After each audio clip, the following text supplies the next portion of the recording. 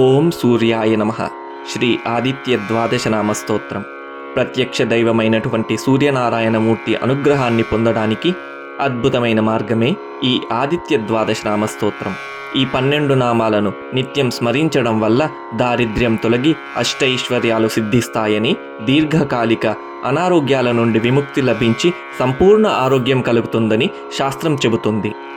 ఆదిత్యః ప్రథమం నామం, ద్వితీయం తు దివాకరః, తృతీయం భాస్కరః ప్రోక్తం, చతుర్థం తు ప్రభాకరః, పంచమం తు సహస్రాంశుః, షష్ఠం చైవ త్రిలోచనః, సప్తమం హరిదశ్వశ్చ, అష్టమం తు విభావసుః, నవమం దినకృత్ ప్రోక్తం, దశమం ద్వాదశాత్మకః, ఏకాదశం త్రయీమూర్తిర్ద్వాదశం సూర్య ఏవ చ.